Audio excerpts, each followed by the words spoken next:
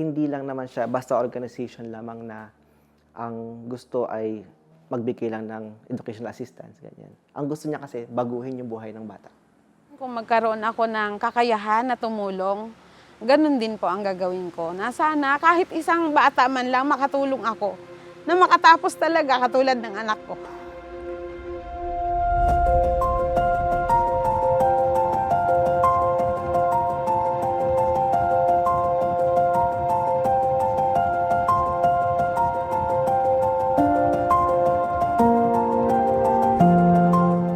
Ang Pag-asa ay nagsimula, hindi naman natin ito plinano. Kaming mga Focolarinos, yung mga Parit Seminarista noon, gusto lang nilang makiisa sa mga tao na dito sa paligid natin sa Tagaytay, sa Mariapolis, kasi bahagi tayo ng isang komunidad dito sa Tagaytay na Mariapolis. Ako si Jose Aranas, isa akong Focolarino, isang laikong misyonaryo, nagtatrabaho para sa Focolare Movement. At ang Pag-asa ay bahagi ng Focolare Movement bilang kanyang social expression, pagtulong sa mga nangangailangan na mga tao, mga kapwa dito sa paligid natin sa Tagaytay. Isa ko sa mga nagsimula ng Pag-asa noong taong 1998. Siguro nagtrabaho ako sa Pag-asa ng 3 taon, lalong-lalo na nung ito ay nagsisimula pa. So, hello po. I'm Andre J. Dumamay. I'm 18 years old and college scholar here in Pag-asa Social Center po. Since daycare po, dito po kasi ako nag-aral. Then, grade 1 po, naging beneficiary ako dito sa Pag-asa. Yung mama ko po is, may mga dinadala siyang paninda. Binebenta niya po, parang mga shampoo, conditioner, ganun. Pandagdag sa, gastusin namin sa bahay, sa pamasahe. Then, yun po, then hanggang naging beneficiary na ako ng Pag-asa. Ako po si Evelyn Fuentes, 47 years old, taga Iruhin West. Since 2003 kami nandito, yung nagsimula sa panganay ko. Yes, so nakagraduate na siya. Sa tulong ng Pag-asa yon, nakatapos siya bilang HM sa Cavite State University. Binibisita namin sila, nagtuturo kami sa kanila ng katekismo, at doon unti-unti nakita namin yung pangangailangan nila. Doon unti-unti nadidiscover namin na hindi lang sapat na magbigay ng katekismo, ngunit nakita namin na sila ay kulang sa mga dokumento ng gobyerno. Hindi kasal sa simbahan ng mga magulang ng bata, yung mga karamihan dito, mga magsasaka, nagtatanim ng kape at pinya. Kaya yung mga anak nila, hindi rin rehistrado. So yun ang una naming trinabaho noon. Unti-unti, nagdesisyon na sila at may mga tulong na dumating sa abroad. Lalong-lalo na sa isang pamilya ni Natalina at ni Flavio. Kamamatay lang ng kanilang anak na aksidente sa isang car accident. So napaka-tragic nito sa buhay ng pamilyang ito from Italy. At may mga natanggap siyang pera, si Silvio, bago siya mamatay, inalay niya pa yung mata niya. So itong mga nalikom ni Natalina, yung kapatid niya kasi ang direktor ng Mariapolis noong mga panahon na yon, at nag-iisip siya kung paano niya ibibigay itong mga nalikom niyang mga salapi. So naisip niya na ibigay ito sa Tagaytay. So sabihin natin yung kamatayan ni Silvio, isa sa mga nagbunsod ng pagsisimula ng Pag-asa. Pagtulong lang muna. Actually, walang programa na isang social center talaga. Minomonitor ko yung contributions ng sponsors, emails, yan ang pinakamalaking trabaho ko, emails. So yung mag-communicate sa sponsors, i-communicate yung ginagawa ng mga bata sa school, update sa mga pamilya, sa mga ganun. Ako si Hiro Kayasa at ang trabaho ko dito ay Public Relations and Communication. Nagsimula kasi ako dito 2001, so hindi ko na binibilang kung ilang taon na. So 2025 na, nandito pa rin ako. Yung 2 decades na nandito ako, parang pamilya lang ang atmosphere eh. Parang kuya, ate, ganun lang. Walang ano talaga. Kahit na na-structured na kami, dahil sa mga accreditation, sa DSWD, pero yung samahan, yung atmosphere sa work, ganun pa rin. Talagang kami dito, pamilya lang. Ako yung isang maliit na negosyante. Konektado ako dati sa isang kumpanya na nagbebenta ng mga grocery items. Pero nung tinawag ako, hindi na ako nag-concentrate sa negosyo na yon. Akin pa rin ang negosyo, pero mas binigyan ko ng panahon itong paglilingkod. Ako si Arlene Laroya. Kilala ko bilang Adim sa Pukulare. Ako ngayon ang presidente ng Pag-asa Social Center. Bilang Pukularino, naniniwala kami na ang lahat ng tao ay dapat magkaisa. Iba-ibang paniniwala natin, pero iisa naman ang Diyos. At pinipilit natin na sa pagkakaisa, lalabas yung pagmamahal. At yun ang Diyos. So nung lumipat ako sa Pag-asa, daladala ko yung katangian na yun. Bago ko nakilala ng pamilya ko ang Focolare, mahirap yung buhay namin. So yung tatay ko ay isang magsasaka. Minsan sumasilid siya bilang karpintero. Yung nanay ko naman ay housewife. Tapos na-meet namin yung Focolare nang may mga bumibisita na mga gens, mga priest sa community namin, sa Paligawan. Nagbibigay sila ng katikisim, nagdadala rin sila ng mga merienda para sa mga kabataan doon. Yun, doon ako na-introduce sa Pag-asa at sa Focolare. Ako ay isang batang laki sa Pag-asa. So dahil nga nandun ako sa Pag-asa mula nang maliit pa ako, nakita ko kung yung iba't ibang programa ng Pag-asa. So pinakauna doon yung daycare na naging part ako ng daycare program ng Pag-asa. Sobrang thankful ko kasi iba yung naging turo sa Pag-asa. Kasi sobrang magandang environment, napaka-child friendly, at saka bukod dun sa normal na tinuturo sa inyo, natuto ka makipag-interact sa iba't ibang tao.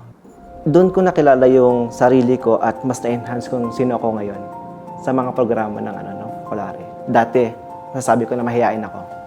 Pero dahil nga every Christmas, every program ng Pag-asa, sinasalang kami para kumanta, umakting, sumayaw. Ayun, pagtanda ko, medyo makapal na yung mukha ko. Na good thing naman, kasi nagamit ko siya ngayon na nagtatrabaho na ako. Hindi na ako nahihiya magsalita sa harap na maraming tao. Mas natuto ako makisalamuha kung paano dalhin yung sarili ko sa harap ng ibang tao. Ang role ko bilang nagtrabaho dito ay actually it's a combination of multitasking ng accounting and administrative.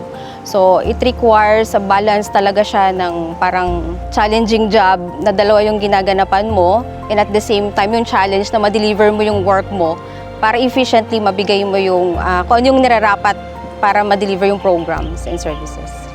I could say ang pinakamaganda kasing pangyayari na nagbigay sa akin ng inspiration, yung makita ko yung mission ng Pag-asa Social Center, no. Bali yung spirit na kung paano sila nagbibigay ng puso nila doon sa mga beneficiaries, doon sa mga tinutulungan.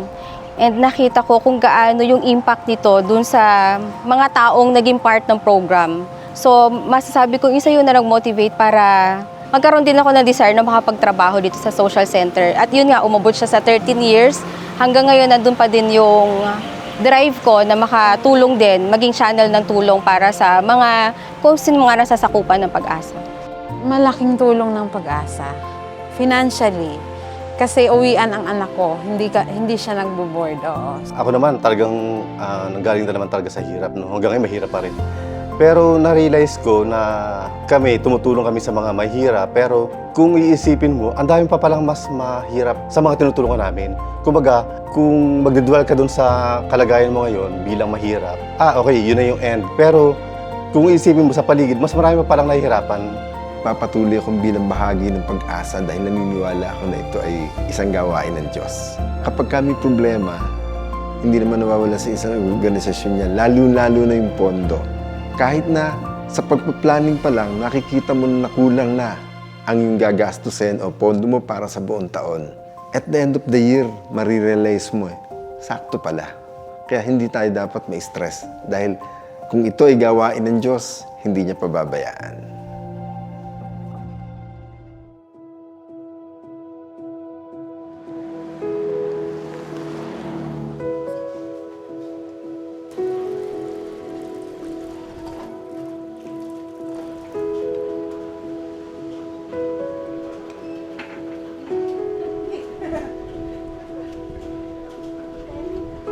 So may dalawang programa ang Pag-asa na sobrang nagbago ng buhay ko.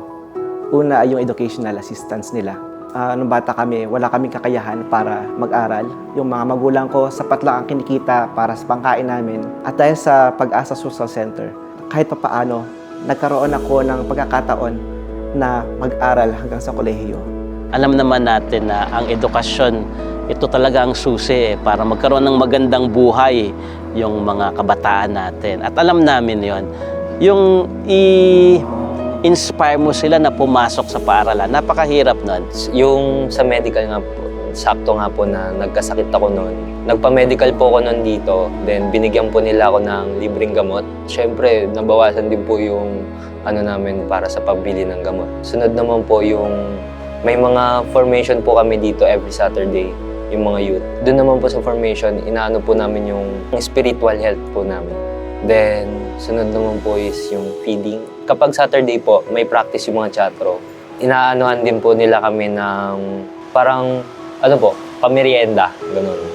Pangalawang programa na nagbago ng buhay ko ay ang pagiging membro ng Gen Movement. Sa programang iyon, ako mas naging mabuting tao.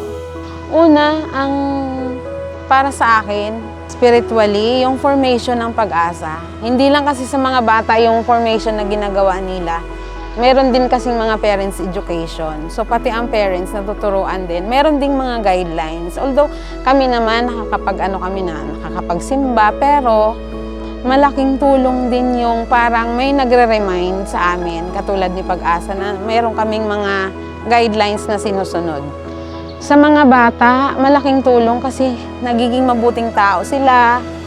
Parang meron kasi akong isang natatandaan talaga na salita dito sa parents education namin na tingnan mo ang kapwa mo bilang si Jesus. So kung ganun ang tingin mo sa kapwa mo, parang ang hirap gumawa ng masama sa kapwa. Ang masasabi kong distinctive na karakteristik ng Pag-asa Social Center, siguro yung holistic programs na ito yung ini-implement niya dito. Ito yung iniisip namin kung ano yung lahat ng program na maaring makatulong sa mga beneficiaries, especially sa mga bata. And at the same time, yung magiging impact nito sa family as a whole.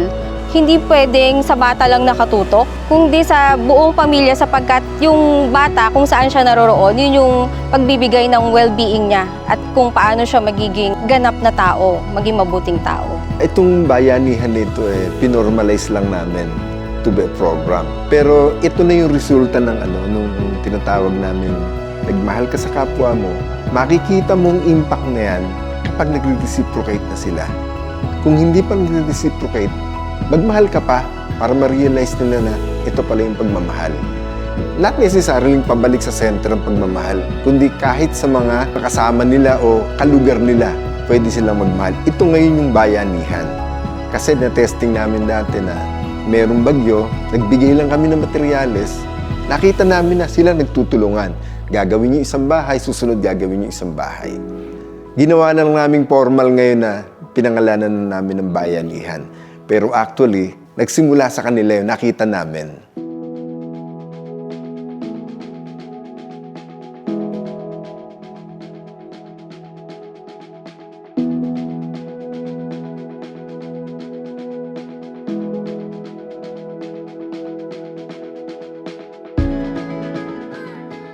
Tapos, yung 2000 siguro yung turning point kasi nagkaroon kami ng, isasara na sana namin yung daycare center. Pina-announce na sa akin, sabi ng ganun, i-announce mo sa mga magulang na isasara na natin ang ating daycare center kasi wala na tayong pondo. Pero ako naman sa aking, sabihin nating idealismo, sinabi ko sa mga magulang, magdasal tayo sa Diyos, nabigyan tayo ng sponsors. So sama-sama kaming nagdasal doon sa hagdan na yon. Natuwa naman kami kasi nung linggong ding yun, may dumating na sulat galing sa isang parokya sa Italy at willing silang mag-sponsor ng 30 na bata. Sobra-sobra pa dun sa tinuturuan namin sa daycare na 20 lang. So sabi namin, ang galing talaga kapag nagmahal ka, naglingkod ka ng busilak sa kapwa. May tutulong at tutulong ang Diyos, tutulong ang kapwa pag nakita nilang may maganda kang ginagawa. Ganun. In working with Pag-asa, it actually changed my perspective in life. Natutunan ko dito to be more empathetic kasi nakikita mo dito yung lahat ng situations in life, the realities, yung mga dumadaan sa lahat ng klaseng pagsubok na kung saan ang kailangan nila yung hope, katulad ng kung ano yung vision and vision ng Pag-asa na ito yung nakikita namin na magandang ibinibigay sa mga nangangailangan, yung hope. Gusto namin isang araw, wala na ang pag-asa kasi ang mga beneficiaries namin ay sila na nagtutulungan. Parang sila na mismo ang nagbibigay ng pag-asa sa bawat isa. So, parang kami, nagbigay lang kami ng inspiration, pero sila ang magpapatuloy nun. Para kung wala na ang pag-asa, sasabihin ng mga tao, may pag-asa. Kasi na i-inspire namin sila sa ginagawa namin. Lagi nating itry na magkaroon ng motivation sa ating mga trabaho sapagkat alam natin na yung mga trabaho natin ay malaking bahagi nito ang nakakapagpasaya sa mga bata at sa mga pamilyang tinutulungan natin. And eventually, we can inspire other people to help also and to give, yung spirit of love and share. Ayan, para po sa mga nagbigay ng tulong, para sa mga tumulong sa Pag-asa, maraming salamat sa inyo dahil para sa pamilya ko po ay na-prove ko na po na nakarating po ng maayos o na-prove namin na naibigay ng maayos ng Pag-asa sa amin ang mga tulong ninyo. At alam namin na talagang matutulungan po ng maayos dahil may guidance po ng Pag-asa yung mga tulong na ibinibigay niyo. Para sa Pag-asa at sa mga naging sponsor namin, bukod hindi lang sa akin kundi sa mga kabataan sa Pag-asa, maraming salamat. Kasi hindi nyo alam na sa simpleng pagtulong ninyo, alam naman namin na hindi naman kayo lahat mayayaman. May mga sarili din kayong gastos, pero nagsasantabi kayo ng pera para ipadala dito sa amin sa Pilipinas. Hindi nyo alam kung gano'n nito na bago yung buhay namin. Na minsan akala mo, mahirap na lang ako buong buhay ko, gano'n. Akala mo wala ka nang mararating. Pero dahil sa simpleng pagtulong ng Pag-asa, dahil sa mga programa nito, yun, napatunayan na ang mga batang gusto mangarap. Pag sa binigyan mo ng tulong, matutupad at matutupad yung hinahangad nila sa buhay. Thank you po. Sana po, wag po kayong mapagod na tumulong po sa ibang tao. Sana po mas marami pa po kayong matulungan. We are not just giving help, we are touching schools. Yun, sa Pag-asa kasi, pamilya yan eh. Nung nagsimula ang Pag-asa, ang unang-una naming benepisyaryo ay isang batang visually impaired. At ganun din si Silvio, yung anak ni Natalina, bago siya mamatay, inalay niya yung kanyang mata para sa isa, yung naging eye donor pa siya. Ang maibibigay siguro ng Pag-asa ay magkaroon ng, sabihin nating perspektibo o mata, the eyes of hope. Laging magkaroon ng pagtingin na may pag-asa.